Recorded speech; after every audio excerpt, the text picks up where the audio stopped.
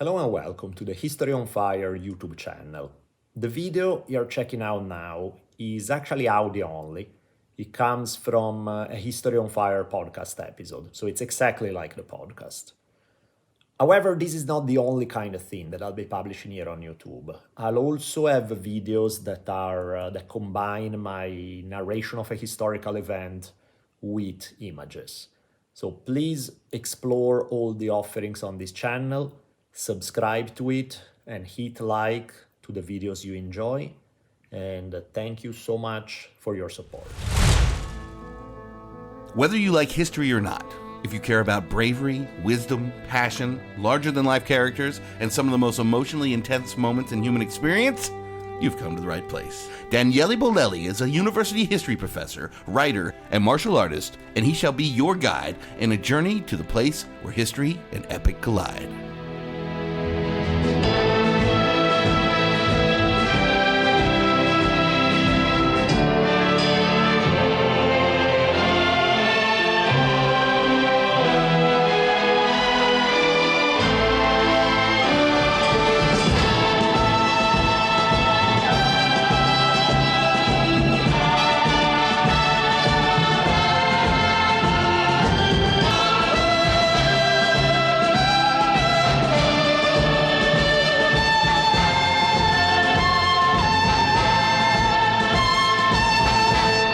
Let's go set history on fire. There's a popular baseball legend that holds that Babe Ruth, in the fifth inning of Game 3 of the 1932 World Series, pointed toward the bleachers, and right after this he hit a home run in that exact same direction, giving rise to the story that he had called his own shot, essentially promising a home run before he actually delivered it. There's quite a bit of controversy over this, whether this was actually what Ruth was doing when gesturing toward the bleachers. But whether this story is historically accurate or not, it sure is a beautiful tale. There's some wonderful romantic quality to the idea of a player having this over-the-top level of confidence as to call his own shot before he does. Why am I telling you this? Because in a moment of temporary insanity, here I'm calling my own shot. Some episodes are clearly better than others. There's a natural ebb and flow to the quality of one's work. Here I'm going on a limb and calling a home run on this series before we even start. The reason is that I cannot be more excited about this tale. It has all the elements that make epic stories. Sword fights, hookers, religious wars, the greatest art of the Renaissance, the plague, the Inquisition, French and Spanish supporters fighting each other in the streets of Rome, and much, much more. I get the feeling that this will inspire me to put forth my best effort, but of course, you'll be the judge. Here is an anecdote that reveals much about the kind of man we're dealing with today. During a visit to a church in Sicily, a priest offered the painter Caravaggio holy water. Caravaggio asked the old priest what it was for. "It will cancel your venial sins, my son," replied the priest. "Then it's no use," replied Caravaggio, "because my sins are all mortal." That's Caravaggio in a nutshell. He's the ultimate bad boy genius of the late Renaissance. He's renowned for being one of the greatest painters in history and having had a lasting impact on art, and at least according to director Martin Scorsese, even on modern cinema as well. But in addition to being a brilliant artist, Caravaggio was an outlaw, whose passion for hookers was only second to his propensity for ending up in jail. In Roman archives, there are over 15,000 pages of court documents about his crimes. Anything from police logs, eyewitness testimonies, court decisions. 15,000 pages. That's quite of an illegal career right there. Caravaggio was equally talented with paint and canvas as he was with the sword and with the art of breaking out of prison. With the same hand with which he painted the most amazing masterpieces of the Renaissance, he stabbed pimps and bludgeoned cops. He, needless to say, was often described as strange by his contemporaries. Nobody could quite figure him out. His art was outrageous and wild. His life, even more so. He was a larger-than-life individual, often weirder and more powerful, even than fictional characters. His story seems to be made for TV. I can't believe they haven't already made a TV series about him, because he's just that good. He very much opposed the idealized conventions of the art of his times, and brought instead violent realism and sexuality to the traditional religious subjects that were commissioned by the church. Sort of picture Quentin Tarantino painting scenes from the Bible, and that pretty much would be the result. Shocked by his style, the religious and artistic elite of his day reacted in horror. In the words of a French painter, commenting about Caravaggio's career a few years after his death, he, meaning Caravaggio, came to destroy painting. Digging into Caravaggio's story is a bit tricky, because the information we rely on is much less than complete. Caravaggio didn't write anything, and hardly any of his works are recorded. There's a biography written by Giulio Mancini, who was an art collector who enjoyed Caravaggio's work. There's another one written by Giovanni Baglione, which on one hand it's great because Baglione was a contemporary of Caravaggio, so the information was definitely fresher. On the other hand, Baglione was one of Caravaggio's main rivals and absolutely hated his guts, so inevitably his biography is more than a bit biased. There's another bio by Giovan Pietro Bellori, but this is mostly based on Baglione's work with just a little new info. But this is what we have, so we'll try to kind of interpret and dig the best information we can out of the available evidence. Our tale begins in 1571, when a certain Fermo Merisi married a lady named Lucia Aratori. They were married in Caravaggio, which is a small town barely 20 miles from Milan, the city where I grew up. They were definitely not upper class, but they weren't poor either. Attending the wedding and acting as witness was Marchese Francesco Sforza. This is clear testimony that these guys were not the lowest of the lower classes, because having such a figure from the high nobility attending the wedding and acting as witness was obviously something that people from the lower strata of society would have never been able to afford. On the other hand, again, Caravaggio's family wasn't exactly swimming in gold either. The Sforza that I just mentioned were one of the most important ruling families of the Italian Renaissance, and this connection to the Sforza family would be quite important for the destiny of Fermo and Lucia's kid, who was born in September of that same year, 1571. They named him Michelangelo. His last name was Merisi, so Michelangelo Merisi. M.M., like Eminem. Probably that's not why his parents named it so, since I doubt they were time-traveling rap fans. But more likely, they liked alliteration, and the evidence is that they named it after the Archangel Michael, whose feast it was on September 19th, 1571. The Archangel Michael is often represented in religious iconography of the Last Judgment, weighing souls, separating the blessed from the damned. This idea of separating the good from the bad definitely is not something that applies easily to Michelangelo Merisi's life. His whole existence will be lived across both extreme light and extreme darkness. He's one of those guys that if you have a deep desire to cast him as a good guy or a bad guy, you will be running into trouble because he's both to the 10th power. He does amazing things and terrible things, and he's the same guy. And we're gonna see how some of this play out. Michelangelo Merisi, in any case, is not the name by which he'll become famous.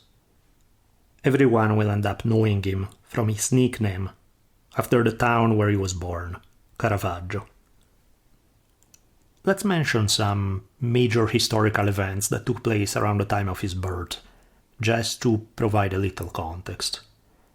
A few months after Caravaggio was born, the San Bartolomeo Day massacre took place, which was this giant massacre of Protestants in Catholic France, when France was deep in the middle of wars pitting Catholics and Protestants against each other. This story, by the way, the San Bartolomeo Day massacre, is such a powerful, dramatic one that I think I want to dedicate an episode to it at some point in the future. So I'll shut up about it now and we'll go into it maybe in a year or so. Another event that took place around Caravaggio's birth, only 8 days after his birth, the Great Battle of Lepanto took place. What was Lepanto about? Well, during the 1550s and 1560s, Suleiman the Magnificent, the Ottoman ruler, and then later his successor Selim II, were busy waging a long-lasting fight against Europe. In 1570, their troops attacked the Venetians who were holding Cyprus, a strategically important island in the Mediterranean Sea, and were able to defeat them. In response, Pope Pius V, along with the Venetians, tried to recruit help among other Southern European powers. In response to this call, much of Southern European nobility joined under the command of Don Juan of Austria, the illegitimate brother of Philip II of Spain. So 8 days after Caravaggio's birth, on October 7, 1571, the Battle of Lepanto took place. One of the hero of the battles for the Christian side was Marcantonio Colonna. Less than 2 months later, after this big victory in which the Christian navy was able to defeat the Ottoman army, on December 4, 1571, Marcantonio Colonna rode in triumph through the streets of Rome. He had been the commander of the papal galleys at Lepanto, and he rode on a white horse, escorted by 5,000 people with over 170 Turkish prisoners in chains driven before him. He arrived at the Vatican and was received by the Pope. In some way, this was like a classic ancient Roman triumph, but was also a Christian event. Incidentally, Marcantonio Colonna married off his daughter Costanza to a member of the Sforza family, and it will be this Costanza who will be one of Caravaggio's greatest allies. In the words of biographer Andrew Graham Dixon, she would be a constant support to him in times of crisis, giving him shelter when he was on the run and shielding him when he was under sentence of death. I've consulted for these episodes probably about 15 books, but Graham Dixon's is by far the most useful to me. He wrote an excellent biography of Caravaggio, beautifully written, full of great information, so you'll find me quoting from him quite a few times during this series.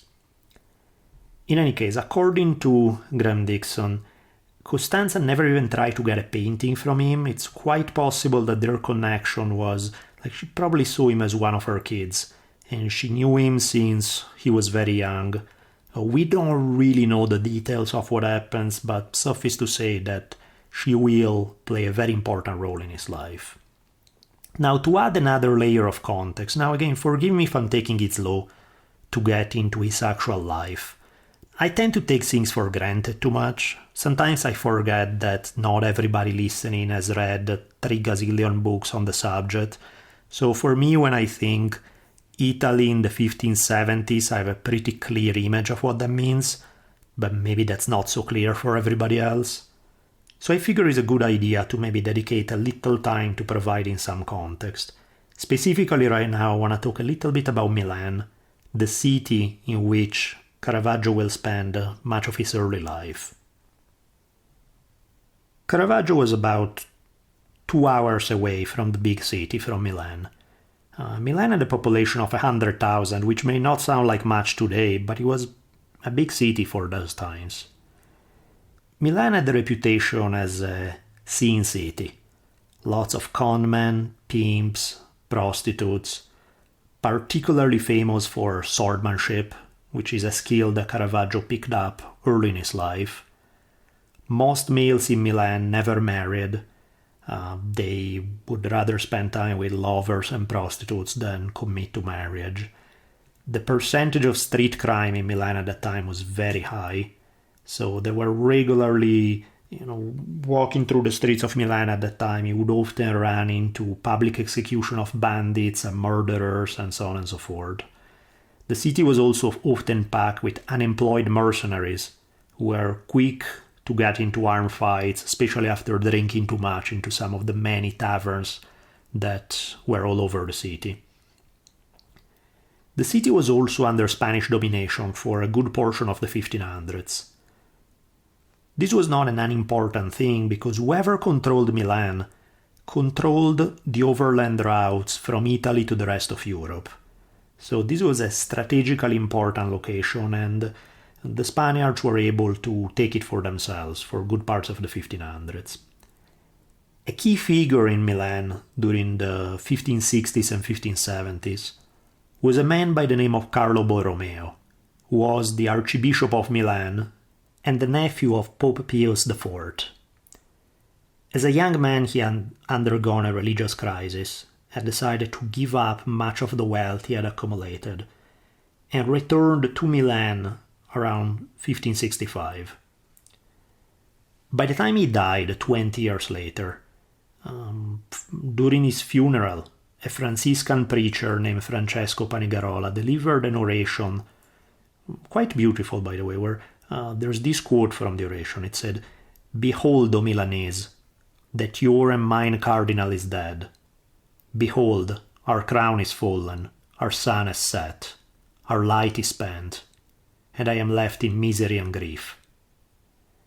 Which is a sweet speech, except that seen with modern eyes, Borromeo was a rather disturbing figure, since he was a hardcore fundamentalist, determined to dictate how other people live their lives, and use force to make sure they complied. For that matter, he was a disturbing figure even to many of his contemporaries, who often resisted his heavy-handed tactics. Here we are at the obligatory Game of Thrones reference. If you have watched Game of Thrones, Borromeo is really reminiscent of a real-life High Sparrow. He had his own familia armata, literally armed family, which was essentially his own private army of religious fanatics out to impose their brand of morality on everyone else. In the words of Andrew Graham Dixon, Borromeo saw sinfulness everywhere and envisaged his priests as an army of spiritual stormtroopers.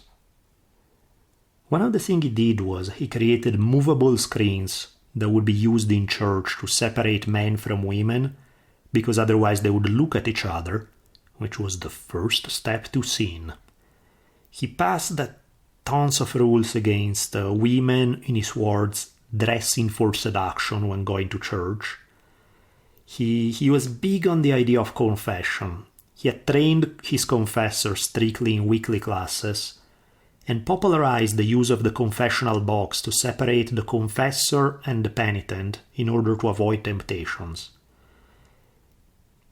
He ordered his confessors also to interrogate the penitents about knowledge of heretics or anyone who may own prohibited books. Among the prohibited books were, by the way, some of the greatest works in Italian literature. The works of Petrarca, Machiavelli, Boccaccio, Ariosto. If you have never read Ludovico Ariosto's work, particularly Orlando Furioso, that is by far, in my opinion, forget Dante, forget any of those guys, Ariosto is the greatest example of Italian literature in any time, in my own personal top 10. Well, actually, my own personal top 1, because it really, in my opinion, he's so far ahead of everyone else that there's no comparison.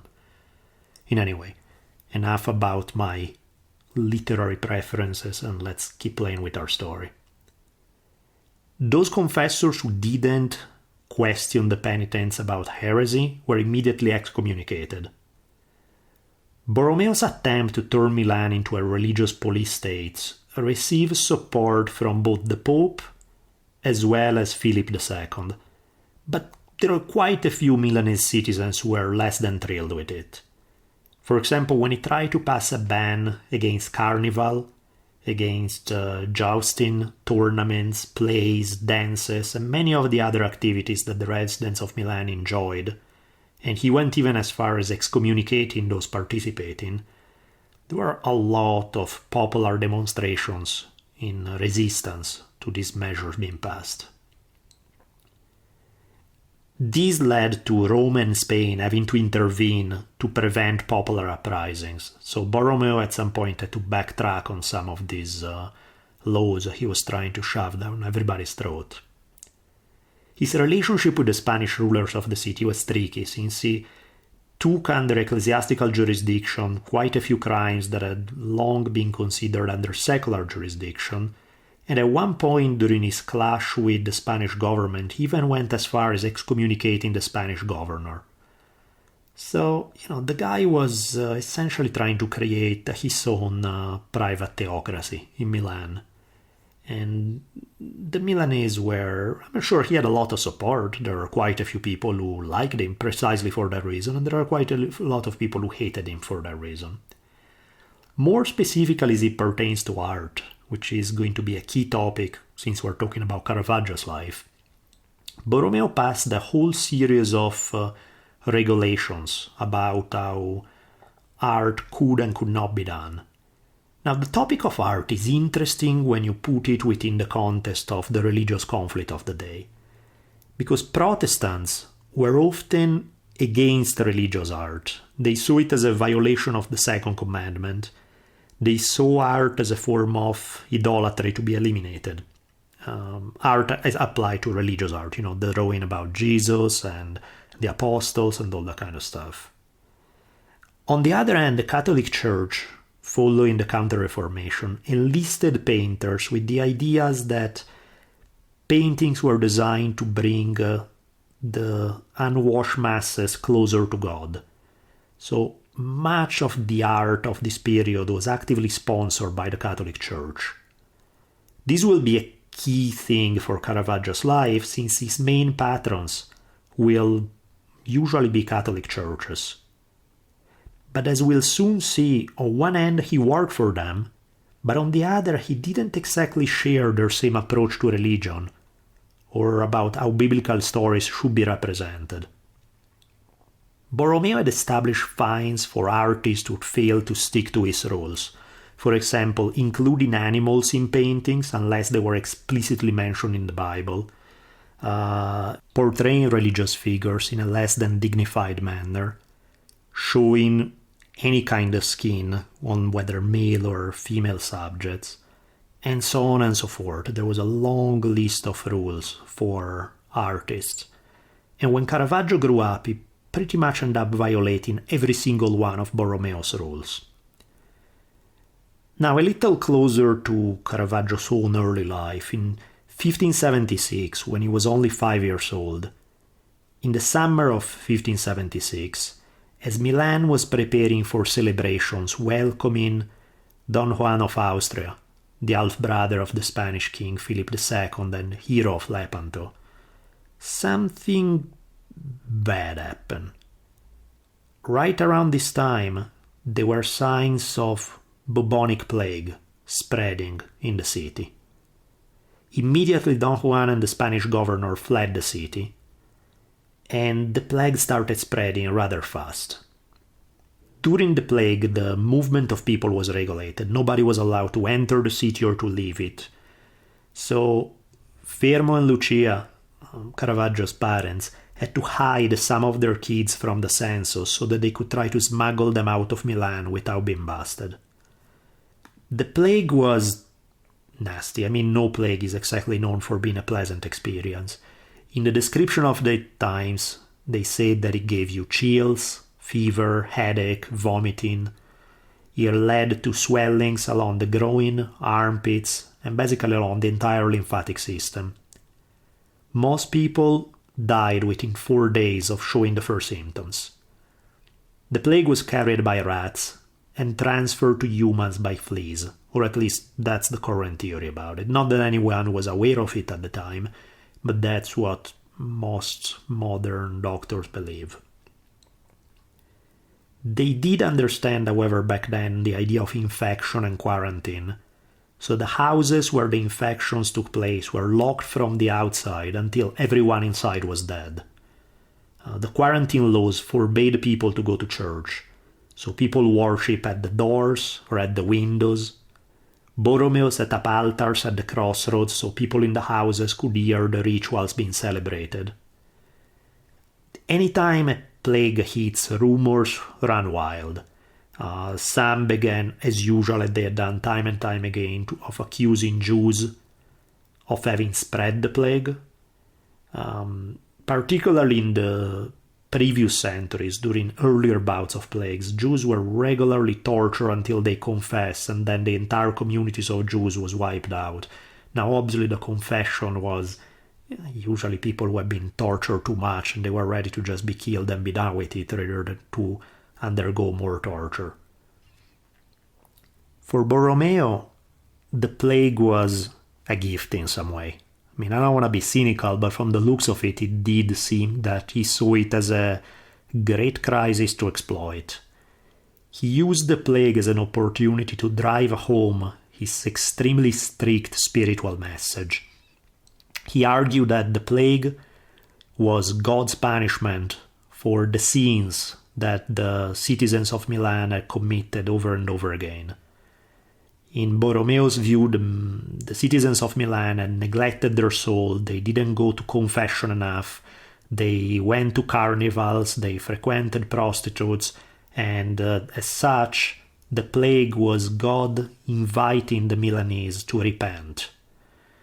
That was a kind of a rather rough invitation, since 10,000 people died within the first 2 months.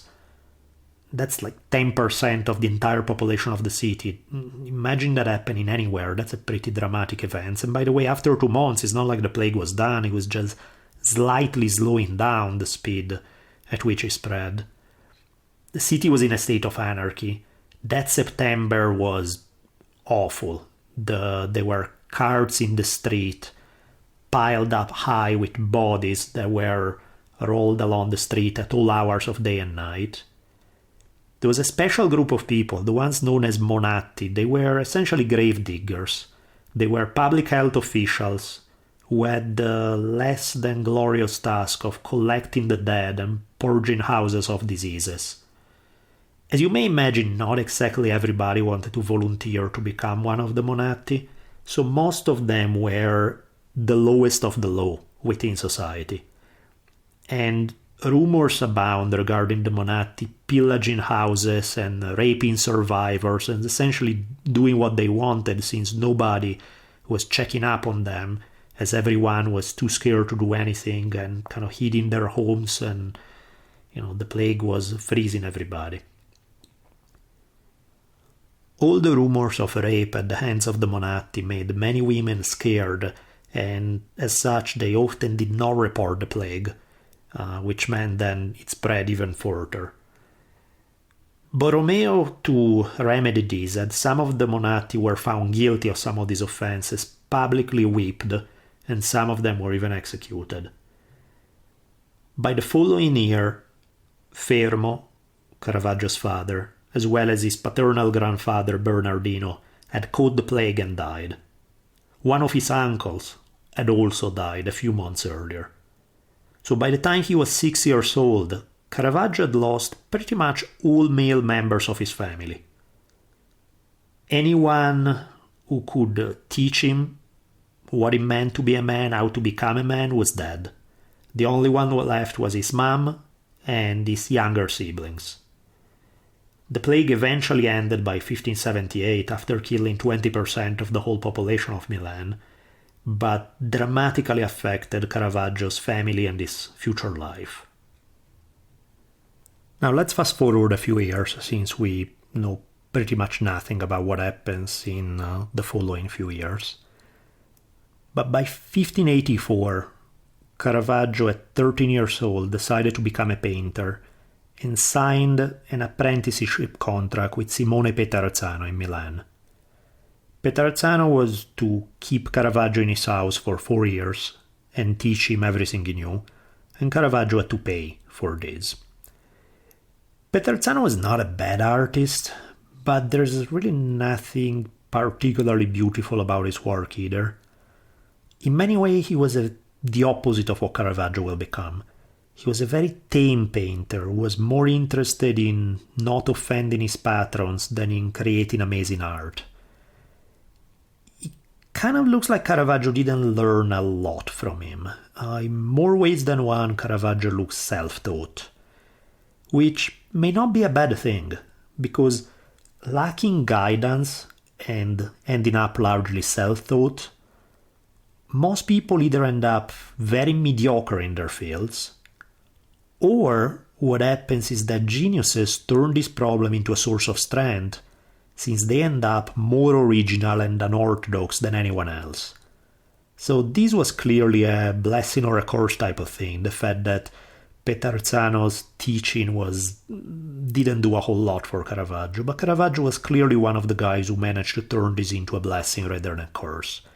In some way, the fact that Caravaggio will end up being so creative is probably because his creativity was not squashed through strict schooling. He learned on his own. Think of Jimi Hendrix and guitar playing. The guy didn't even know how to read music, and the way he learned was picking up a guitar and spending hours and hours and hours playing it. Now, many people will do the same thing and end up mediocre guitarist, but not Jimi Hendrix. Similarly, same story happened here for Caravaggio. Some of his habits as an artist were weird, to say the least. He never painted a fresco, which was typical for painters at the time. He did not use preparatory drawing, even when he painted later in life. He just started painting directly on canvas without having sketched out the main figures or anything else. And his personality is also beginning to emerge around this time. The fact that he's unorthodox, not just in his art, but in everything else as well, begin to show up here. Again, in the words of Graham Dixon, his contemporaries described him as a difficult young man who liked to settle disagreements with violence and who was prone to disappear for days on end. After the end of his apprenticeship, he went back and forth between Milan and the town of Caravaggio. Around this time, his mom died, which really meant that there was nobody left older than him in his family. It was just him and his younger siblings. He sold a little bit of family property that they had in order to survive for the following years. And this is where, for the first but definitely not the last time, Caravaggio's story turns violent. The evidence for this is really confusing. There are only a few lines, and they are not exactly the most carefully explained either. But the story, as much as we can figure it out, is that around this time Caravaggio may have killed someone, and he had to run away. Now, the very limited evidence seemed to indicate that the murder was of a gentleman, of a nobleman, and the cause of this was possibly some love rivalry regarding a prostitute.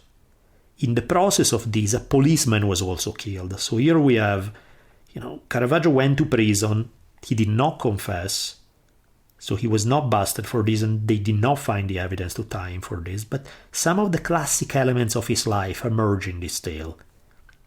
A connection with prostitutes, murder, conflict with the wealthy, hatred for the police, been wanted by authorities.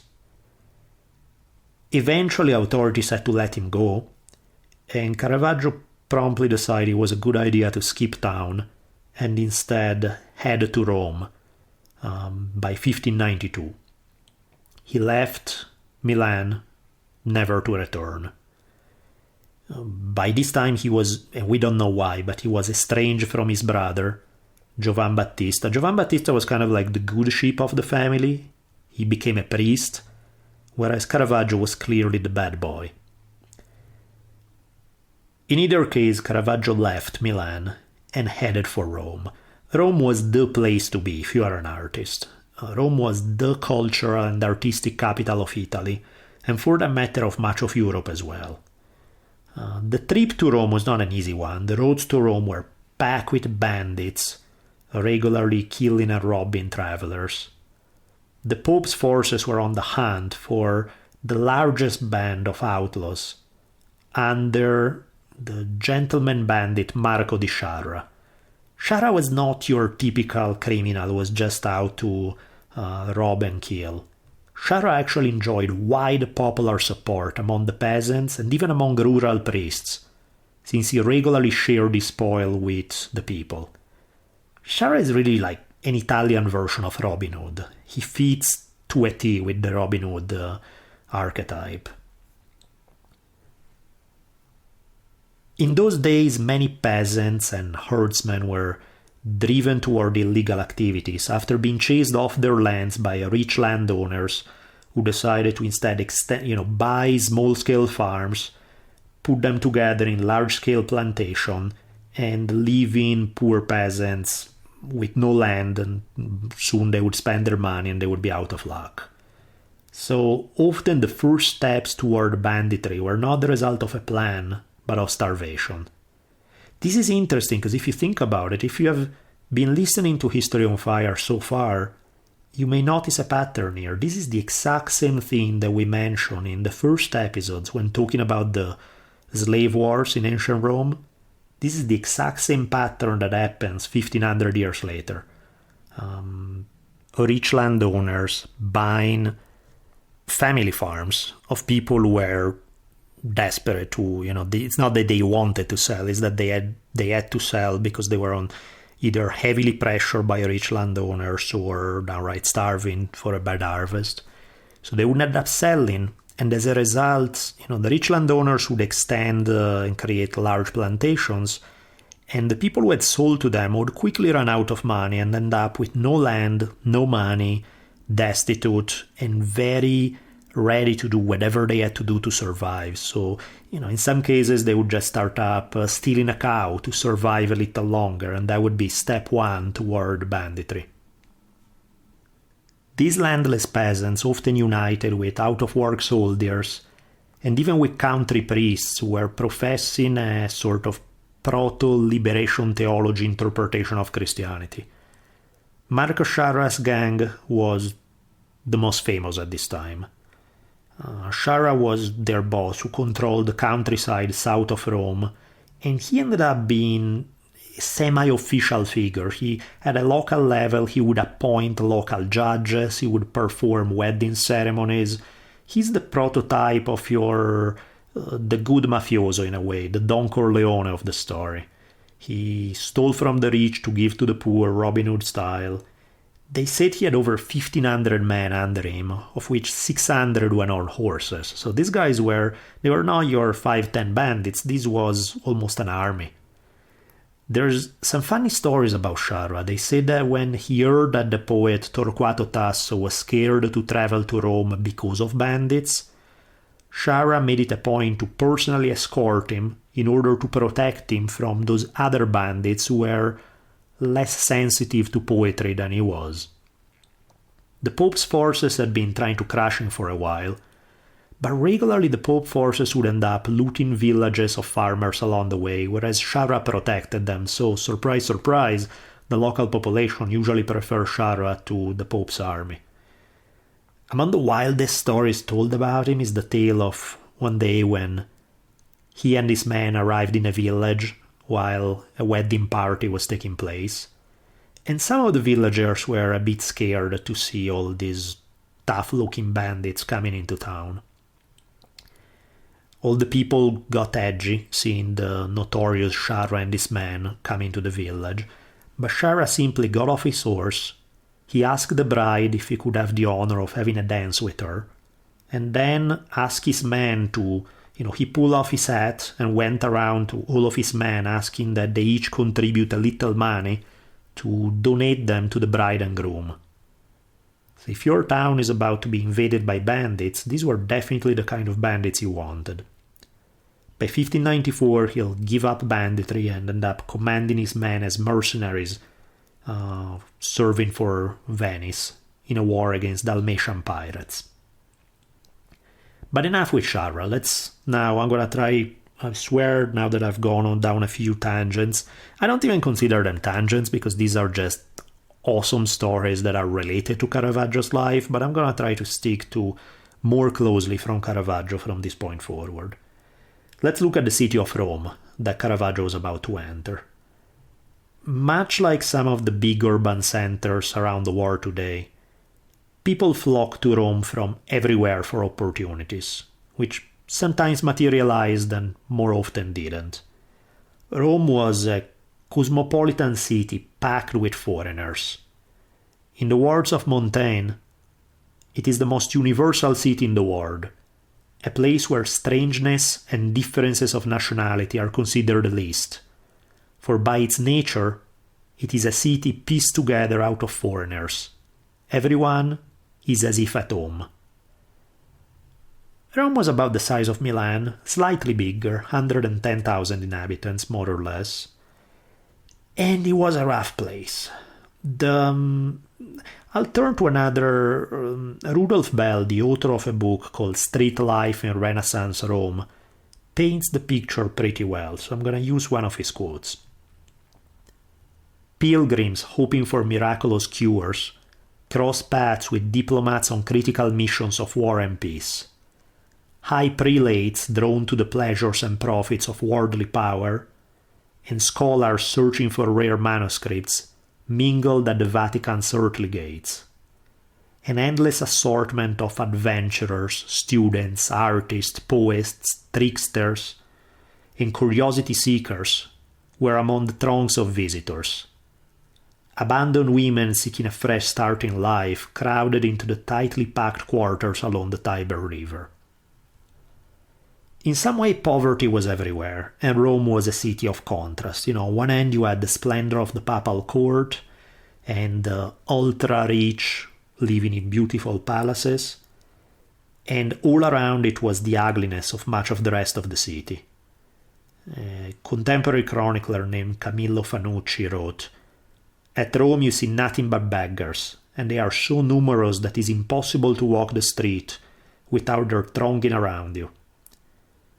In 1587, the Pope Sixtus V complained that the poor wailing and lamenting, the fact that these guys were, many people were essentially starving to death in the street and they were not happy about it, was a nuisance because it disturbed the faithful in prayer, which is interesting. I'll leave it without comment. Roman jails were full of homeless people, Jews, gypsies, all the people were excluded from good society. And what makes Rome interesting is that everywhere you walk, you are essentially walked on top of the ancient ruins of old Rome, of the Roman Republic, of the Empire. And regularly the Romans of the 1500s took apart ancient Roman monuments and used some of their stones to build their own churches and their own buildings. The climate in Rome was tense. There was fear of both the Protestant Reformation, there was fear of the Ottoman Turks, there was conflict between supporters of the Spanish monarchy and the French monarchy, who regularly got into fights in the streets. When Caravaggio arrived, the first thing that happened is that as he tried to enter the gates of Rome, custom official would inspect his bags to check up for prohibited books, to make sure he wasn't a heretic. The new pope, Clement VIII, who will be pope between 1592 and 1605, in some way was similar to Borromeo. He started cracking down, he banned duels, trying to limit carnival, passed laws regarding gambling on dice and cards, tried to kick out as many gypsies and homeless people from the streets, outlawed the carrying of weapons in public. He sent his own cops to enforce these laws in very strict fashion. Public executions in the streets were common. For example, if you were busted carrying a knife, the police would tie your hands behind your back, they would lift you up in the air from a rope and leave you dangling for half hour or so, until the full weight of the body would start pulling your arms further and further back, until essentially dislocating both shoulders. The Pope also wanted to enforce a strict celibacy for the clergy, which may sound obvious, like, isn't the Catholic clergy all celibate? Well, not exactly. That was the theory. The reality was a very different thing. To give you an idea of how much of a theocratic element there was to life in Rome at the time is everyone in Rome was forced to take communion at Easter, whether you liked it or not, and you had to get a ticket from the priest proving that you had taken communion or face legal prosecution. The story of prostitution in Rome was tricky because on one hand, it's estimated that in a city of little over 100,000 people, there were probably 13,000 women who were prostitutes in Rome, which is an insanely high percentage. They even had their own neighborhood known as the Ortaccio, close to the Tiber River. Many of them were sort of low-level street prostitutes who had very rough lives, but they were also courtesans of high rank who enjoyed more freedom than most noble women even did. So prostitution is a tricky word because it meant so many different things, from highly exploitative street prostitution to very, in some way, to a good opportunity for some people who could enjoy a better life than they could have otherwise. So, the fact that all of these different things are called prostitution is kind of misleading because they refer to very different lifestyles. This was in some way embarrassing for the church, since it represented an obvious betrayal of Christian ideals right next to St. Peter. The fact that the whole city essentially there were prostitutes everywhere you turned. But aside from that, the church, as I mentioned earlier, was the main patron of the arts. It had always been so, but even more so because of competition with Protestantism. In the words of Andrew Graham Dixon, the beauty of Rome's churches must compel faith and crush heresy. This is why the city was filled with artists. So the Rome of the late 1500s was kind of like Hollywood today in some ways. It was packed with hungry artists, hustling and working low-paying jobs, while trying to gain a shot at making it on the big scene. Physically, they were very close to fame and fortune. Fame and fortune were always just one opportunity away, but in the meantime, they might as well be a million miles away, because unless that opportunity materialized, they were out the door. The artist quarter of the city was quite dangerous. Here, people from different immigrants would all live together and establish their own neighborhoods within neighborhood based on where these different artists were coming from. So you had groups of German artists hanging out with other German artists, Dutch artists hanging out with Dutch artists, French artists, people from, I can't even say Italian artists because there was no Italy, there were people from the many different separate states that made up what Italy would eventually become later down the road.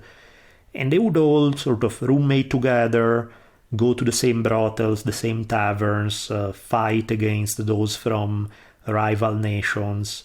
They would often sabotage each other. They would, when somebody wasn't looking, they would they would put acid into another painter's colors so that their colors would get all screwed up. It was a highly competitive dog-eat-dog kind of world. So Caravaggio made his way into the part of the city where poor artists roommated together. There he struck a friendship with a young Sicilian painter known as Mario Minniti. Mario had fled legal troubles back at home, and he and Caravaggio became close buddies, and Mario ended up being the model for most of Caravaggio's early works, since Caravaggio clearly did not have the money to pay for a model.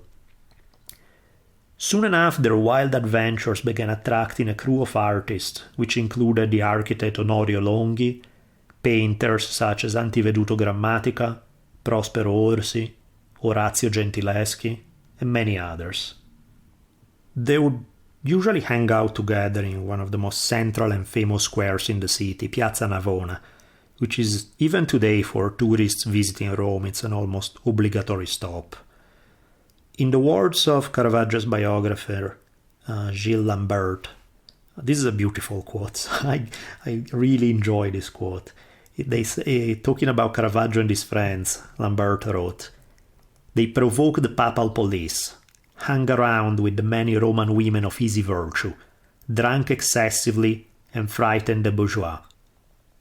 Their common passions included art, obviously, as well as drinking in taverns, gambling, playing a form of street tennis, enjoying the company of the ladies of the night, fighting, engaging in a whole variety of low-level criminal activities.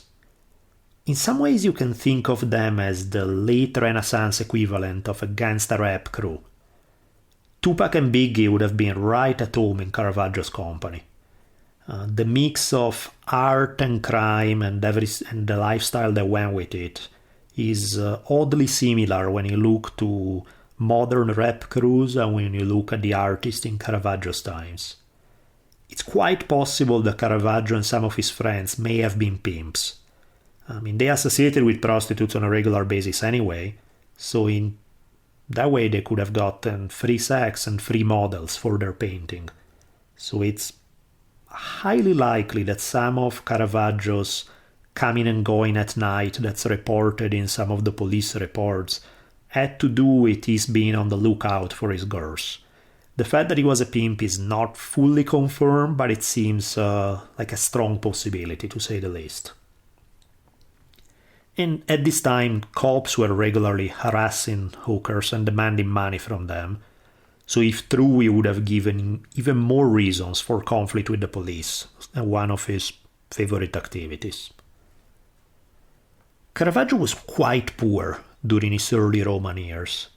He had left Milan with some money, but that money was long gone by now. And as a painter who did not have a patron who sponsored his work, he depended on street art dealers to sell his work, which is something that really only the young and the desperate would do. Art academies were very much against the idea of selling on the open marketplace. Caravaggio eventually there was a church figure, a prelate by the name of Pandulfo Pucci, who allowed him he essentially gave him room and board to stay at his place. Pucci was quite cheap though.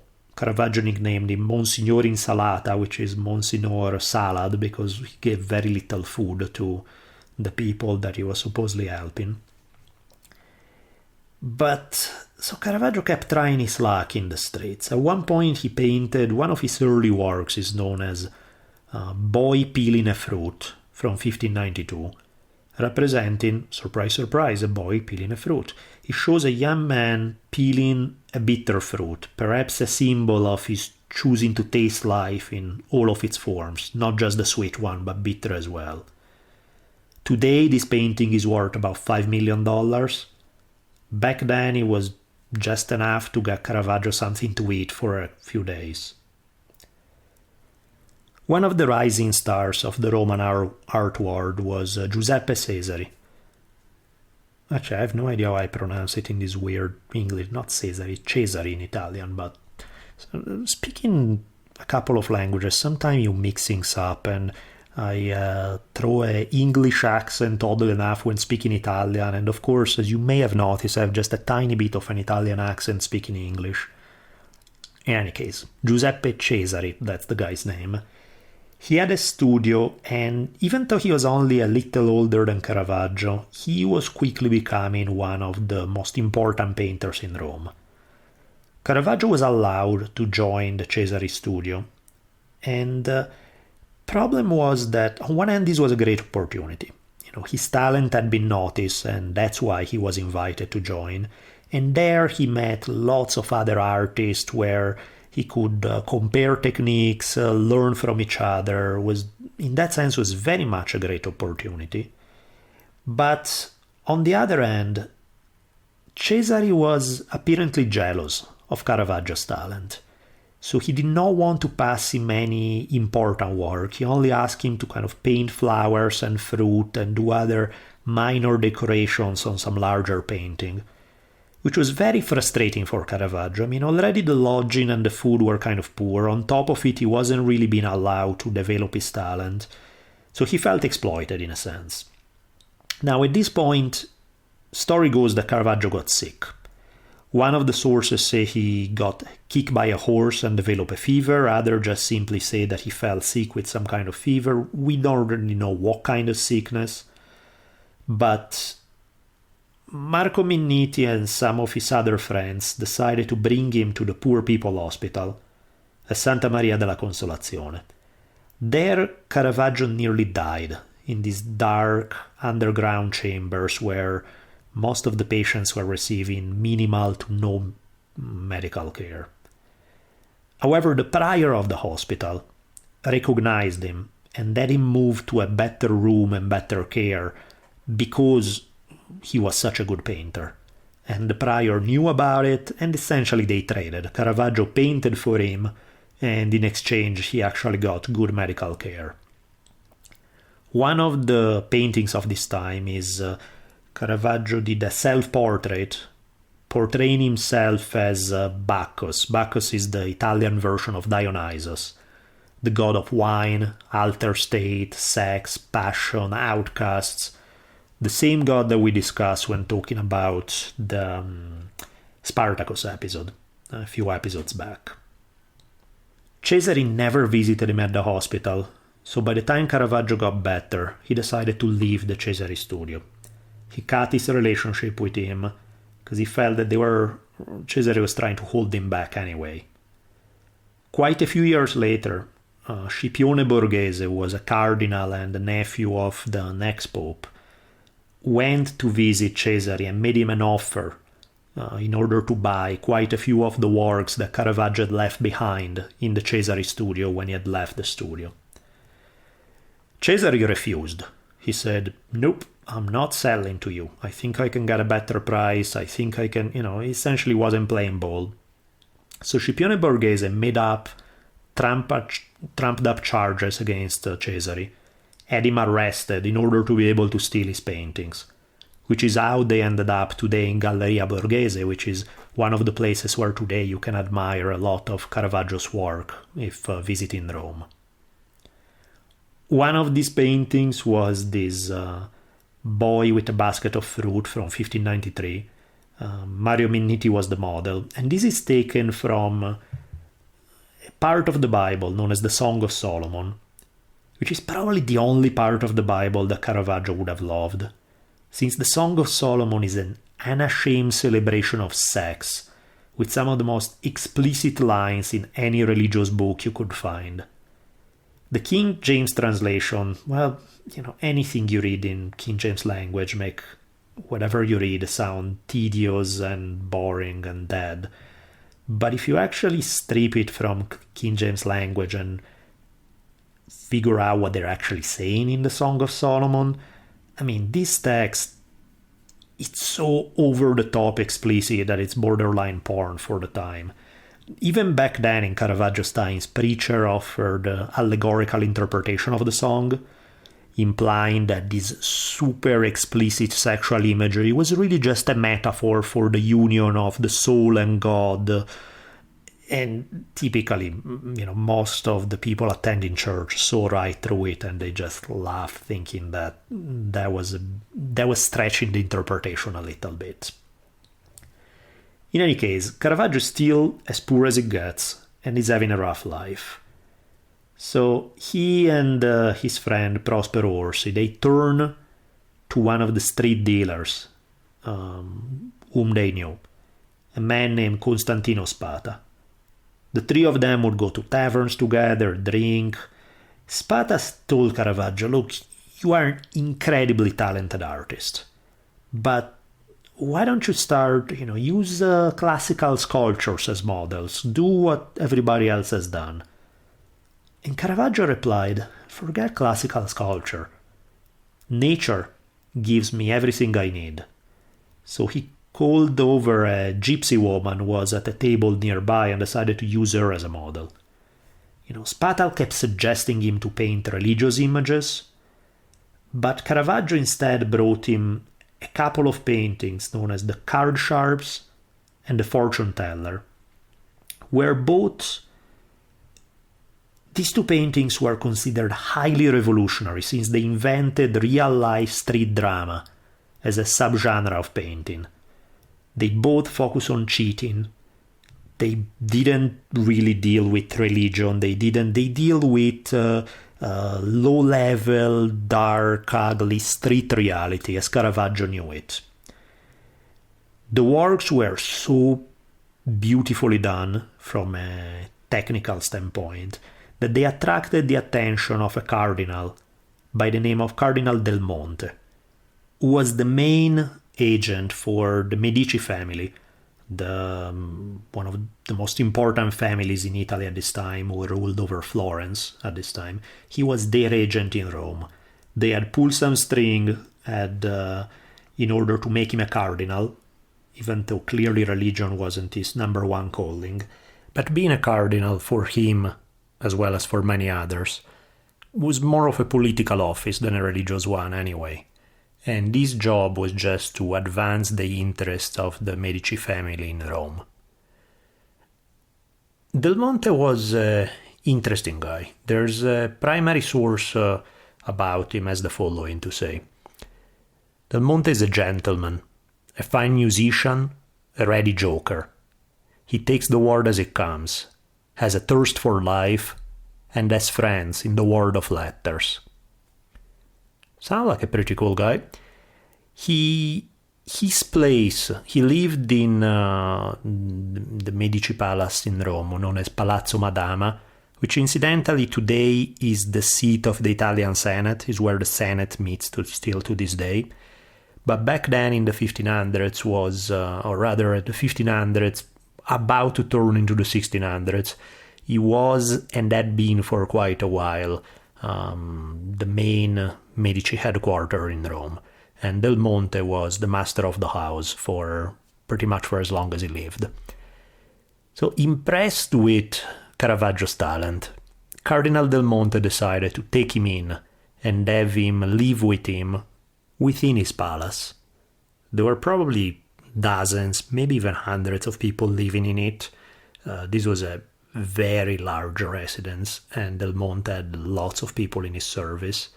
And he saw no harm in hiring the 24-year-old Caravaggio as one of his artists.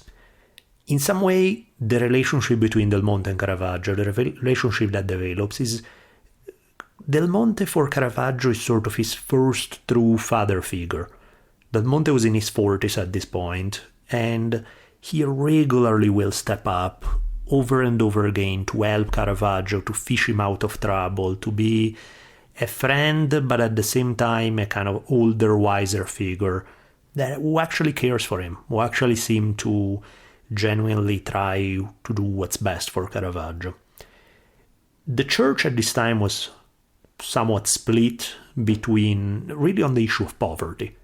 There were some people within the church who stuck very closely to Jesus' words regarding giving away one's wealth, taking care of the poor, making the taking care of the less fortunate within society a priority. There were others within the church who, on the other hand, saw the poor as just immoral, mindless rabble, and they viewed them very much with suspicion. So there was kind of a divide within the church on the issue of poverty. DelMonte was clearly on the pro-poor side, which in many ways is going to fit with Caravaggio's worldview. For Caravaggio, Palazzo Madama was a great place to meet lots of interesting people. Not only there was a wonderful art collection within the palace, but also DelMonte was a patron to all sorts of different folks. Among them, Galileo Galilei, the astronomer whose discoveries will prove revolutionary in the years to come. And it's even possible that as a result Caravaggio met him. He certainly met Galileo's father, who was a frequent guest at DelMonte's house, possibly even Galileo himself. But the house was also home to scientists, artists, courtesans, gamblers, musicians. DelMonte liked the good life. He liked to have fun. So as much as he was an extremely smart man, a patron of the arts, he also enjoyed his fun, to say the least. And being a cardinal was not something that would stop him. Well, that would rarely stop anybody who was a cardinal at this time. Most of the cardinals' life around this age were lives of luxury, lives of pleasure, lives of political power. They were not exactly what we may imagine to be, somebody high up in the church being extremely devout. I mean, there were those guys as well, but for the most part, devotion was not exactly seen as antithetical to pleasure. In particular, DelMonte was a big fan of music. He and Caravaggio both enjoy playing Spanish guitar together, and they often had some of the greatest musicians of the age dropping in for a visit. And in some cases, it wasn't that rare for some of these visits to turn into spontaneous concerts, like some beautiful Renaissance jam sessions between high-level musicians who would congregate at DelMonte's place. Not surprisingly, the love that DelMonte had for music, and that Caravaggio shared, was celebrated in a painting that Caravaggio did in 1595, called appropriately The Musicians. And later he did another one, also about music, in another painting known as The Lute Player. Among the other works that Caravaggio did in this period was another painting of Bacchus, which, as I mentioned earlier, is the Italian name for Dionysus. Mario Minniti, as usual, was his model, and there's actually a funny story about this painting. If you look at the painting, on the surface you just see the god of wine enjoying this cup of wine in his hands.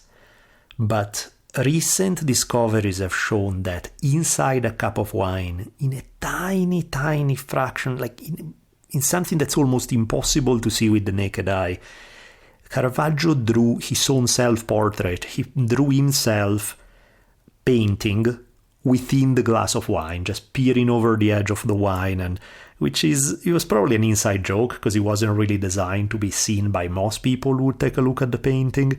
It was probably something he did for himself, but I don't know, I kind of I crack up imagining Caravaggio just there doing this painting and having the idea, probably cracking himself up, thinking it would be a funny joke and doing that. Among the other things that he did around this time, is an absolutely stunning painting known as The Head of Medusa.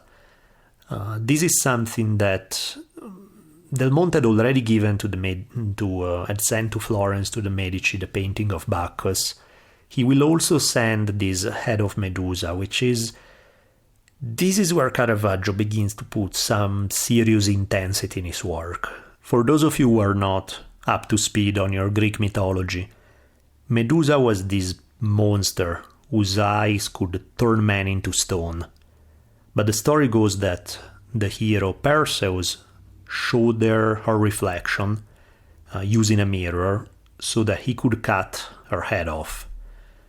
Now the painting represents just the severed head of Medusa, but it's yes, the head has just been chopped off, but Medusa clearly still retained consciousness in that moment between beheading and death.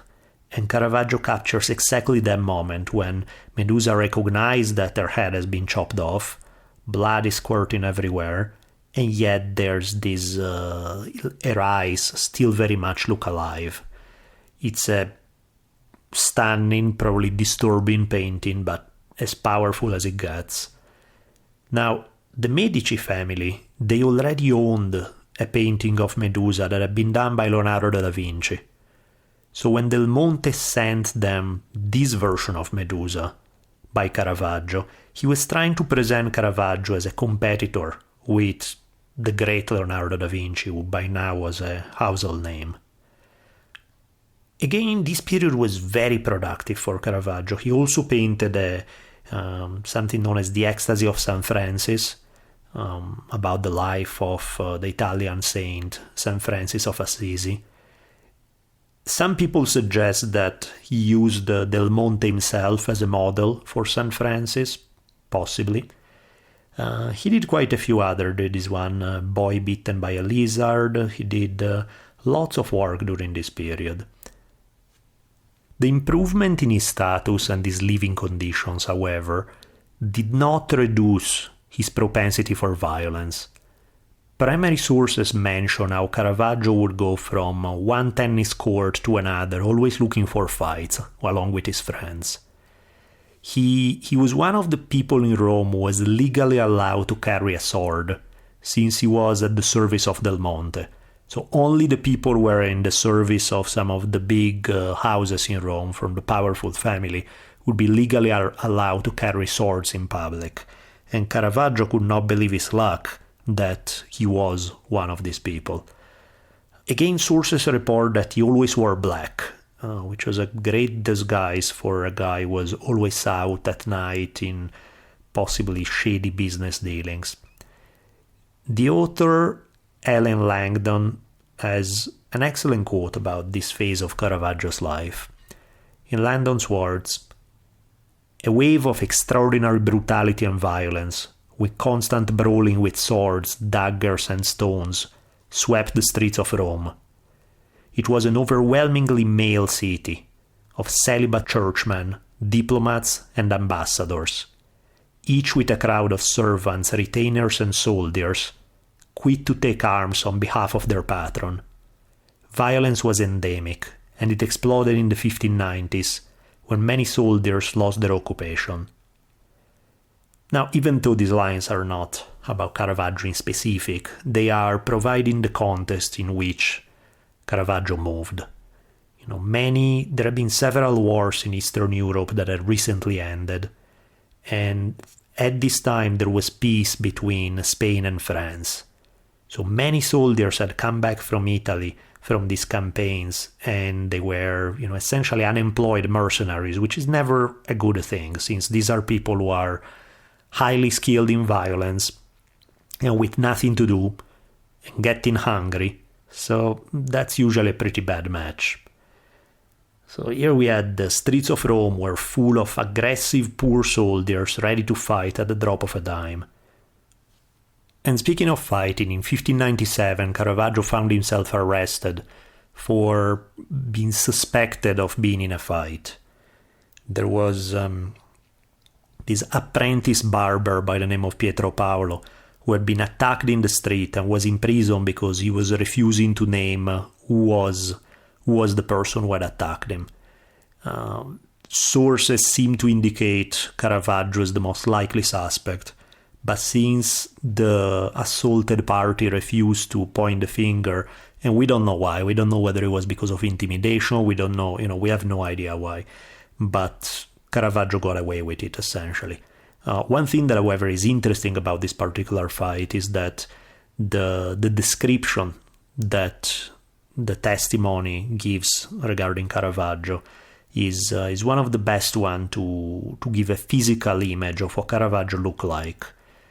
I quote from the testimony that was given at this time. He said, "He was a large young man, around 20 or 25 years old, with a thin black beard, black eyes, with bushy eyebrows, dressed in black, in a state of disarray, and a mass of black hair long over his forehead."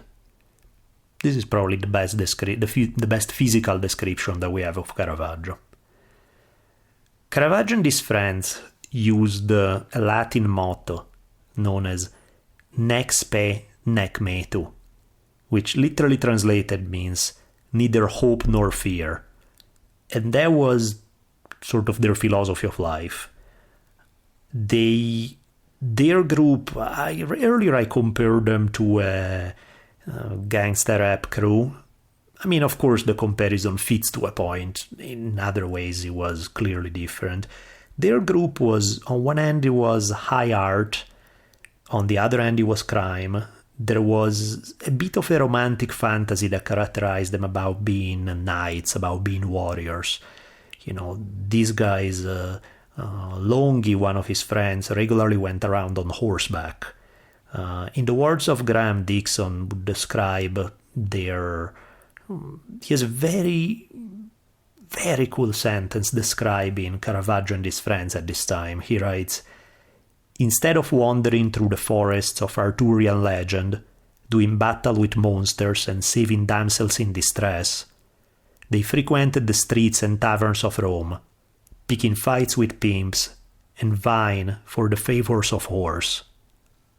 Some of the key figures in Caravaggio's entourage were the architect Onorio Longhi, who was always fighting or in prison, basically. He was renowned for being a great architect, but he seemed to spend more time, being busted for carrying weapons and using them. He was actually legally allowed to carry weapons because he worked for another of the big family in Rome, the Colonna family, but he was always fighting and was known to have a bit of a bad temper. Orazio Gentileschi, another guy with a very bad temper. He was a famous painter. He'll be also the father of somebody who will be an even more famous painter, Artemisia Gentileschi, she's gonna imitate Caravaggio's style quite a bit, but also add her own touch. She's even going to use some of Caravaggio's paintings as model, but she's just a child at this time when these events are taking place. But in any case, her father was one of Caravaggio's guys. The Sicilian Mario Minniti that I've mentioned a few times already, he and Caravaggio have been very close, but eventually he's decided that the adventures that Caravaggio and friends were getting into were becoming to be a bit too much for him. Too much crime, too much violence, just too much. So Minniti decided, it was fun and all, but I'm out of here. So for at least this phase of Caravaggio's life, Minniti will leave the group. So what we have here are gangs of artists/criminals feuding with other crews over women, art, and pretty much any other pretext. They were very quick to move from words to blades. I sort of picture them as a Renaissance version of West Side Story. Eventually around this time, Caravaggio will begin to relent regarding the idea of painting biblical subjects, something that he had always resisted up until this point. He probably figured that yes, he would tackle biblical subjects, but he would do it in a way that nobody had done before. The first one is, a biblical subject if we really, really want to see it as such. That's probably not the way it was painted. His model was Anna Bianchini, a red-headed prostitute, quite likely one of Caravaggio's lovers. In this painting entitled Penitent Magdalene, she's represented as Mary Magdalene of biblical fame, but really there's nothing in the painting to suggest that this is Mary Magdalene or that this is a biblical story. What we see is this sad image of Anna Bianchini with a single tear rolling down her face. Some people argue that this was just a portrait of Anna after she had been whipped as a punishment for prostitution, which is something that did happen from time to time. And one of the theory goes that they called the painting Penitent Magdalene just to give it a veneer of religiosity and make having made the portrait of a prostitute slightly more acceptable. So this is considered the first quote-unquote Christian painting by Caravaggio, even though, again, some of the religious elements may have been faked after the fact by just giving it the right title. He later used it in something that was more clearly a biblical painting. This is Rest on the Flight into Egypt, which is a theme from a more recognizable biblical story. There was also, through Anna, Caravaggio met another prostitute and possibly another lover, who will play an important role in his life. Her name was Fillide Melandroni. Fillide was originally from Siena, but after her father had died, she, along with her mom, moved to Rome in 1593, right about the same time as Caravaggio had gone there. And they met with the Bianchini family. They were fairly close to each other. And the mothers in both families, both the Bianchini and the Melandroni, decided that they weren't making any money, times were tough, so they both put their daughters to work as prostitutes. And, in itself, it may sound it strikes us as a little disturbing. This is made even more disturbing when you consider that Anna and Phillida at that time were about respectively 14 and 13 years old. Working as prostitutes at the streets of Rome at that time, probably safe to say they did not have the easiest life.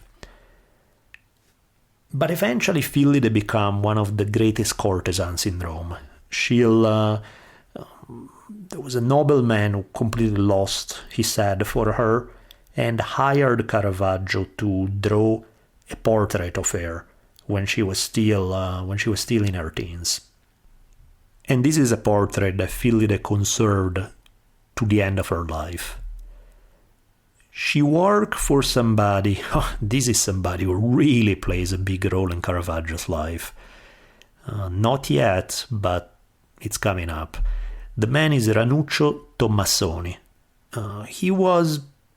He came from an important family, but it's clear that his being kind of high up on social status didn't interfere with him becoming a pimp.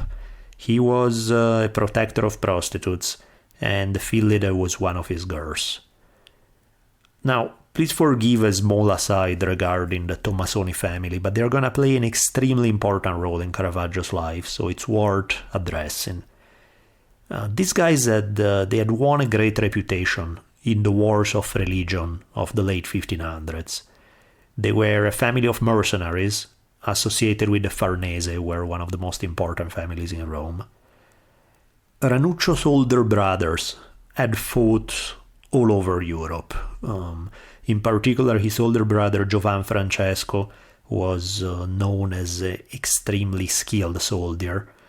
By now, however, they were back in Rome. Ranuccio, because he was younger, he had not participated in these wars earlier, but along with his brothers, along with the other members of his family, they all legally carried weapons since they were in the service of the Cardinal Aldobrandini.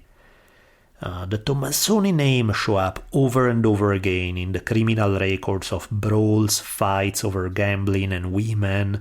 In other words, in some way he hanged out in the same environment as Caravaggio did, and often ended up in similar troubles. However, unlike Caravaggio, the Tommasoni family had a more even official, respectable occupation. Giovan Francesco, for example, was the chief lay official of his neighborhood. Basically played a role as some sort of town sheriff during time of crisis that happened from time to time when official authorities did not play their usual role in Rome. Phillida joined the ranks of Caravaggio's model. First in 1597, Caravaggio used her as the subject for San Catherine of Alexandria. This was, already was a bit controversial to use a known prostitute as a model for a saint. But it's interesting how Caravaggio painted this saint, because the saint is armed with a sword. This is not the classic image of the saint with the halo on the head or any of these. This is, in the words of Langdon writes, she's far removed from the very many contemporary renderings of the Virgin Martyr, which tend to stress a sweet virginity, and show Catherine gently beautiful, jeweled and crowned, her eyes turned heavenwards in supplication. Caravaggio has tried to imagine her in his own violent times. The sword is a dueling rapier, and the model is the courtesan Phillida Melandroni. His Saint Catherine is a disturbingly modern and real woman, surrounded by darkness. And later Fillide also modeled for Caravaggio, along with Anna. Both of them showed up in a painting known as Martha and Mary Magdalene. It's quite possible that Caravaggio's troubles with Ranuccio Tommasoni stem from a connection between him and Fillide. I mean, we're speculating here, because obviously we don't know.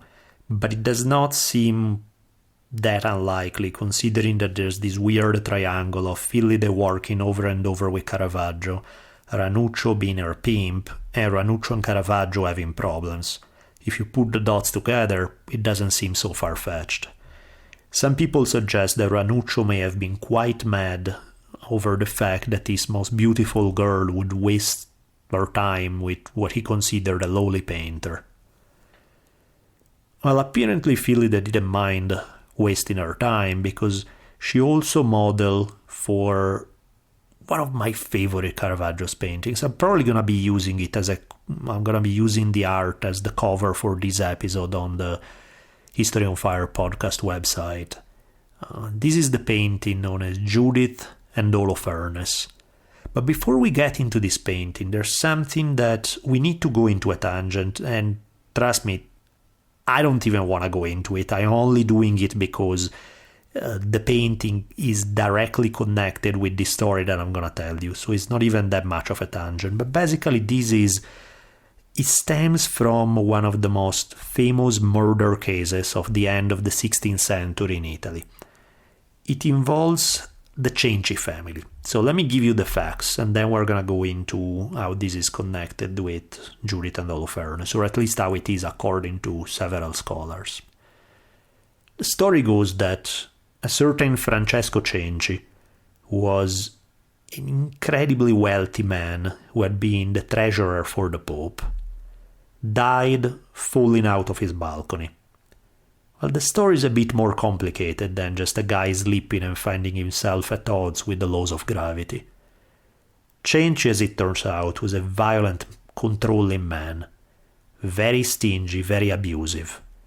And he didn't want his daughter Beatrice to marry because he didn't want to pay the dowry. So he had her, along with her mom Lucrezia, locked away in a castle that he owned. Beatrice wrote her brothers asking for help, but Francesco found out and savagely beat her. Some sources suggest that he also raped her too. So Beatrice, her mother, her brother Giacomo, and a man named Olimpio Calvetti, who was the custodian of the castle and was in love with Beatrice, decide to try to figure out how to get rid of their father. Francesco Cenci had to go. So eventually, after trying to poison him, after trying all sorts of things that didn't work, they decided to just go old school, and they just crashed his skull with a hammer while he slept, and then staged him falling off a balcony. However, suspicion of foul play kicked in, and so they were arrested. Being arrested in 1599, or really the years before or after for that matter in Italy at this time, was not a fun thing, because if authorities felt that there was real reasons to suspect you of something, they could torture you. And in this case they did. They tortured Giacomo, they tortured Beatrice, they tortured Olimpio, and some of them started cracking under torture. The people, public opinion was with the Cenci family. The suspicion was that the Pope was going after them, not because he cared that much about his former treasurer, but because he wanted to get his hands on their wealth. The people also, popular opinion held that Beatrice handled herself with courage. She was this beautiful woman who handled herself well. Some of her relatives confessed under torture. And despite the fact that, her lawyer said that her father had sexually abused her, in other words, tried to provide some justification for the murder, despite the fact that lots of people in Rome begged the Pope for mercy, the Pope wanted that sentence, and he got it. So, on September 11, 1599, soldiers and executioners walk the condemned through the streets of Rome until they reach Piazza di Ponte Sant'Angelo. There were thousands of spectators waiting in super heavy heat. September in Rome can get really insanely hot, and this was one of them. Quite a few people there to witness the execution died when a stage collapsed. Caravaggio was there, along with Gentileschi, who had, odd parenting choice, had decided to bring along his daughter Artemisia, who was still very young at this time. And here is what transpired. A man who witnessed the execution, a guy by the name of Luigi Vendenghini, wrote to his mom what he had witnessed that morning, and this is one of the best testimony of what happened at the Cenci execution. So I quote from Vendenghini's letter. "This morning, a terrible spectacle. They publicly beheaded a mother and a daughter of singular beauty, while a son had his flesh torn from his living body for murdering his father, with the help of the said mother and daughter. A younger son was present on the scaffold and watched the deaths of his mother, sister, and brother, and passed out several times."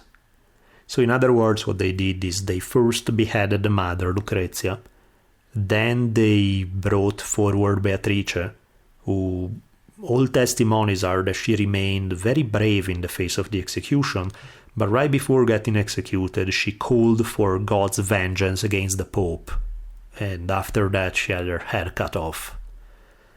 They were the lucky ones, because Beatrice's brother Giacomo had his flesh torn piece by piece with red-hot pincers and beaten to death, while the remaining brother, because he was too young to be executed, was forced to watch, and he would regularly pass out from how ugly the whole thing was and being emotionally overwhelmed, and so they would wake him up to make sure he wouldn't miss any of it, and then he would pass out again, and they played this kind of sadistic ritual over and over again. Most people were disgusted with this, not because they didn't appreciate a good execution, but they really felt that the father had been a horrible individual and that Beatrice had been justified in trying to defend herself, that the murder was really more of self-defense than anything else. Story goes that her head was crowned with flowers, as people brought flowers where the head had been left to be exposed to everybody. And so they kind of turned her into a martyr, in a way. Many people cried over her body. They lit candles around it. It was really like what was supposed to be a public execution to make an example of a convicted criminal, was resulting in a bit of a problem for the Pope, and even led to some riots that same day. But as everybody has suspected, the Pope's nephew, Gianfrancesco Aldobrandini, quickly after this scooped up all of the Cenci properties for next to nothing at a public auction. So the rumors that the Pope was really just going after Cenci's properties weren't exactly squashed by this action. Now, why did I tell you this story? Well, for one, because it's a crazy powerful story. But also because some scholars believe that after witnessing this, Caravaggio was understandably freaked out, and he channeled the emotions that went with the execution into his next painting. Now, keep in mind, not everybody agrees with this. Some people believe that this painting of Judith and Holofernes may have even been done before the execution, but there are some that connect the execution with the painting.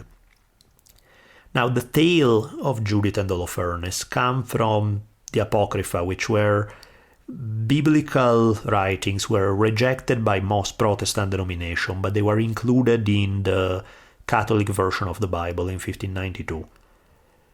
Judith was a beautiful widow who, in order to save her Jewish people, had gone to seduce the Assyrian general Holofernes, and when Holofernes passed out and decided to crash for the night and fall asleep, she chopped off his head. Now, the Caravaggio version is insanely graphic. There's some serious, powerful, gory violence in this.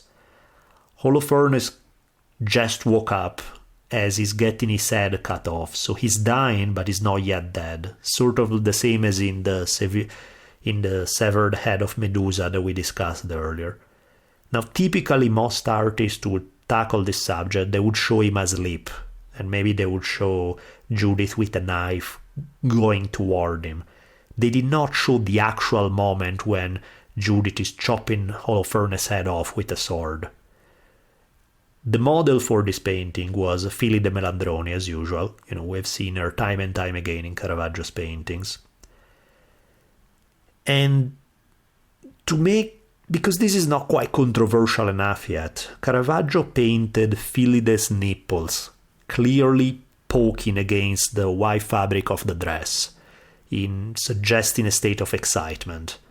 So it was supposed to be a scene from the Bible, ends up being a brutally violent painting with a hooker in the part of the heroine, and a clear sexual vibe associated with it.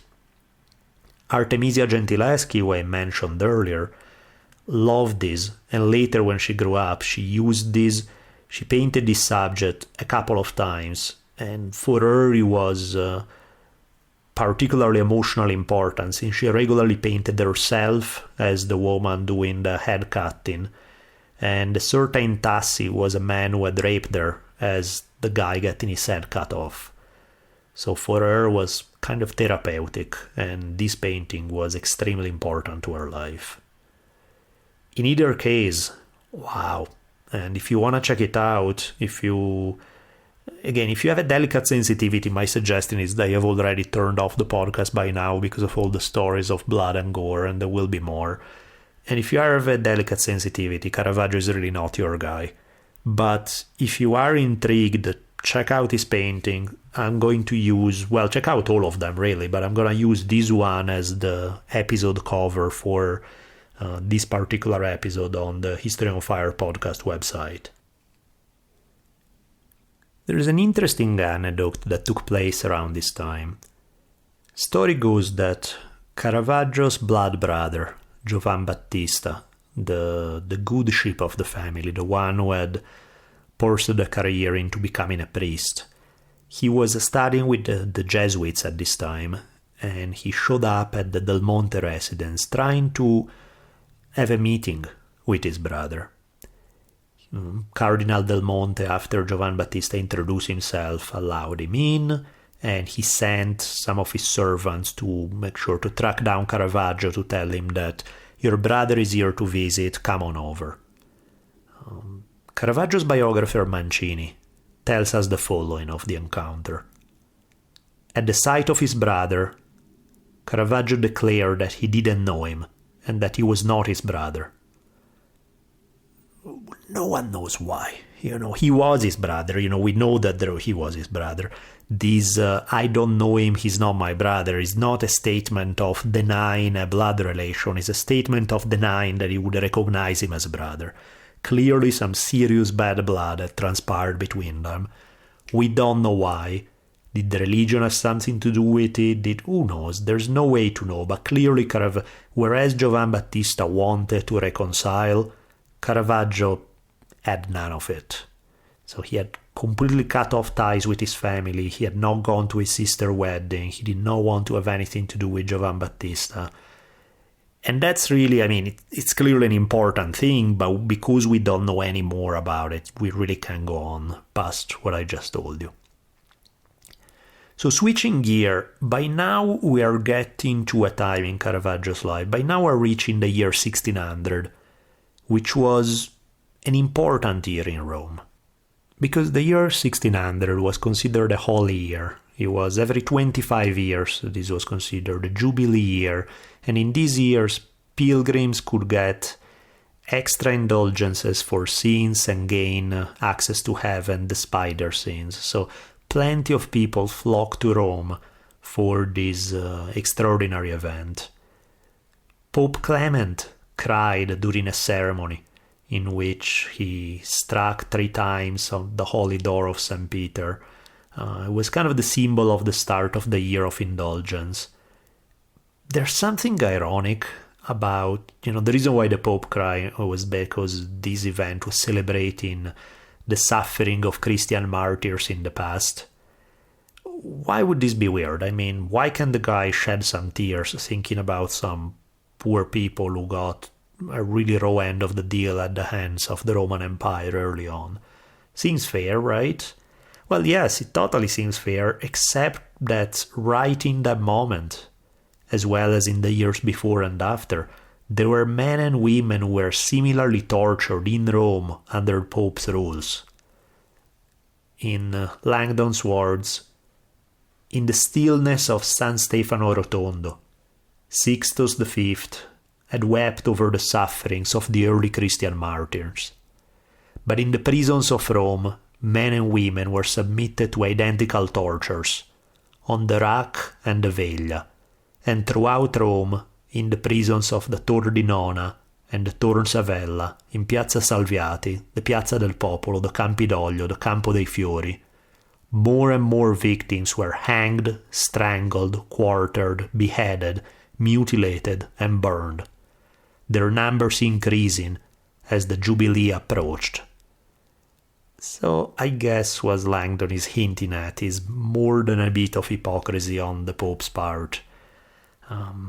In the year 1600 is also the year in which one of the most famous of these victims of church persecution was executed. We're talking about the priest Giordano Bruno, who was a Dominican monk who had abandoned the order to become a wandering scholar. He had written treatises about astronomy, math, philosophy, but was eventually arrested for quite a while for heresy until eventually they passed the sentence against him. So during the night of February 16th, 1600, Bruno was taken from his cell in Tor di Nona, tied up at the stake in Campo dei Fiori, and burned alive. To this day, Bruno is considered kind of a martyr for science. It's debatable how much he supported science in the modern sense of the word, but he's clearly seen as one of those guys who was killed really because of his opinions and nothing else. So he's seen as a symbol of the church crashing down on dissent, even if it's just, something as basic as freedom of opinion, freedom of religion, some of the freedoms that today we take for granted and we assume everybody always respected them. Well, clearly the church was not big in respecting them at the time, and Bruno paid the price for it. Campo dei Fiori, the place where Bruno was burned alive, if you go to Campo dei Fiori today, you'll see there's a statue of Giordano Bruno, supposedly in the very same spot where he was burned. I went to visit a few years back. It's powerful, when you walk in those places and you think about what happened in the very places where you're setting foot, it's intriguing. Clearly, as much as these historical meditations may be disturbing at times, they must have not disturbed me that much, because right after visiting the Giordano Bruno statue, I went just a few feet away at a place where they make the best sangria I've ever had in life, and good God, was it amazing. But in any case, back to our story. A few months back, DelMonte had scored huge commissions for Caravaggio. And Caravaggio had been working on it for months, and in 1600 is when he finally unveiled the final product. Specifically, it involved work for a chapel in San Luigi dei Francesi, which is the national French church in Rome. Story goes that a Cardinal had bought a chapel in there and wanted it to be dedicated to St. Matthew. They had tried to hire other artists to do it, but either they hadn't done the job fast enough or their job was not to the satisfaction. In either case, upset about the slow progress, the people in charge of the church were looking for alternatives, and DelMonte was able to successfully lobby to push Caravaggio as their man to take on this task. This was a pretty drastic challenge for Caravaggio, since size-wise this was the biggest work he had ever done, and also one of the most complicated. he required him to do 2 paintings, the Calling of St. Matthew and the Martyrdom of St. Matthew. First he started working on the Martyrdom of St. Matthew. The story is that St. Matthew had gone to preach in Ethiopia and had converted a woman who was betrothed to the king. This woman then decided to become a nun, and the king was more than a bit upset of being robbed of her virginal charms. So he sent a hitman to kill Matthew while he was celebrating Mass. That, in some way, this is a perfect story for Caravaggio, who very much dug violent scenes. But Caravaggio, oddly enough, had a hard time with it. He started one version, but his characters were too small, and he didn't like what he was doing, so he stopped the work and started instead on the Calling of St. Matthew. And rather than following the classical idealized model of the Calling, he turned back to what he knew. What he painted was street life. It was very much, in dress and everything else. He wasn't even trying to bother to represent how people may have dressed at the time of Jesus. All of the characters in the Calling of St. Matthew are dressed in the style that people wore in Rome at Caravaggio's time. The setting is Matthew's tax office, and the feeling that you get from looking at Matthew and his friends is that here is a group of guys gambling together or doing something equally casual. And Jesus shows up in the middle of this taxman office, the hand of Jesus pointing toward Matthew, indicating him and essentially calling him to become one of his followers. The hand of Jesus is drawn almost identically to the way the hand of Adam is done by Buonarroti in the Sistine Chapel. And some people think that this is a controversial touch on Caravaggio's part, since drawing the hand in the exact same style as the hand of Adam indicates Caravaggio's belief that Jesus was human more than emphasizing his divinity. Who knows, maybe not, like anything else. Now, what we do know for sure is that this painting not only is amazing, it's its use of light and dark, the chiaroscuro style, which exactly means light and dark. That was what makes Caravaggio's fame. The way he uses light is nobody before or after has done something that amazing in the use of light. And really, there's no painting like the Calling of St. Matthew. No other paintings is as good in being an example of Caravaggio's mastery in the use of light. But beside that, what's interesting about this painting is the mixing of sacred and profane. We have a scene that's very much part of daily life, and at the same time, it's right in the middle of this that Jesus shows up and the calling to a different life appears.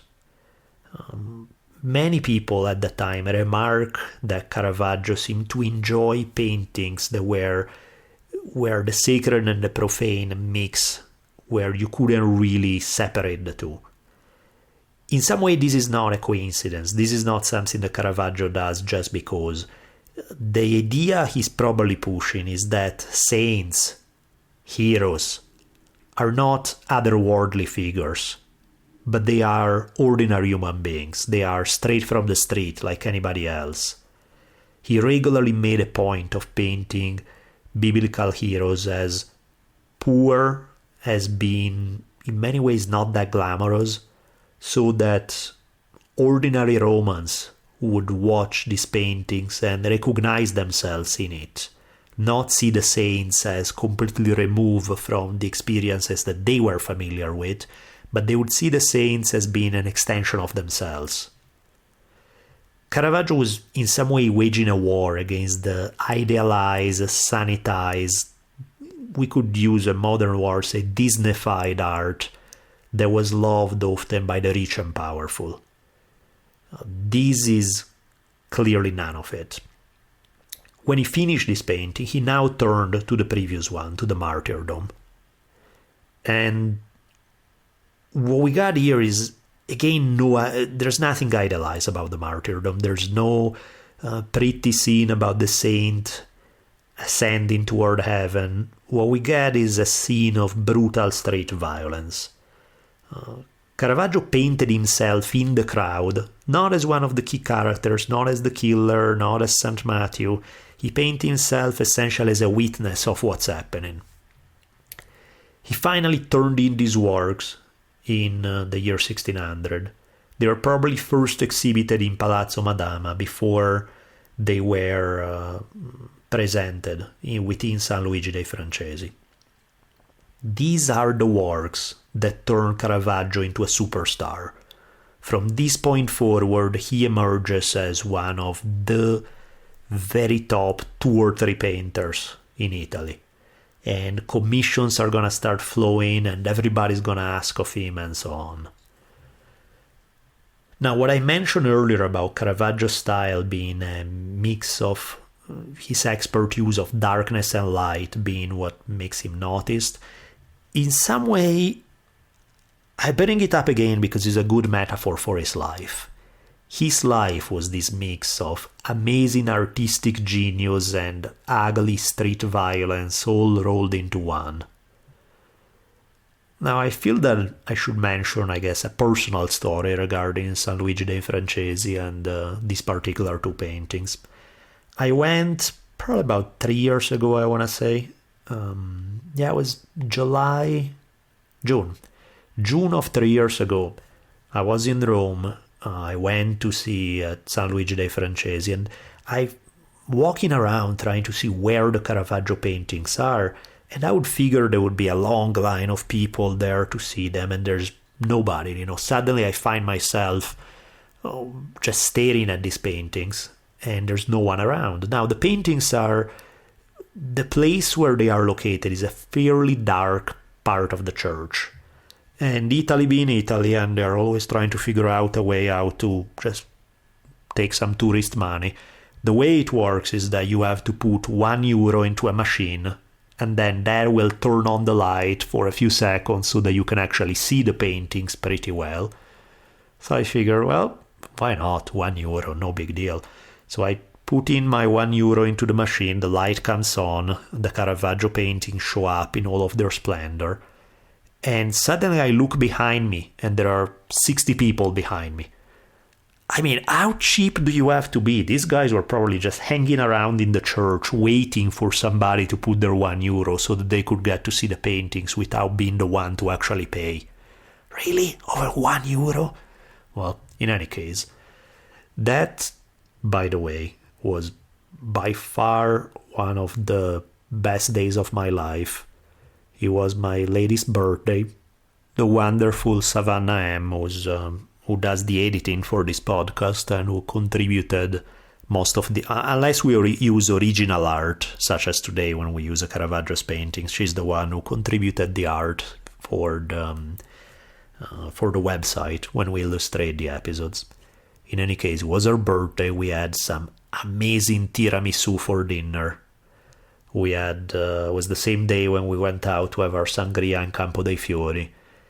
We went up to another one of the best places in Rome, Castel Sant'Angelo. We kind of climbed to the top of the castle where you got a 360-degree view of Rome. Right while we were there, this huge thunderstorm broke out. So there's thunder, lightning, heavy rain. We are just kind of hiding under the roofs of Castel Sant'Angelo, watching the storm wash over all of Rome and kissing wildly. So I'd say that was a good day.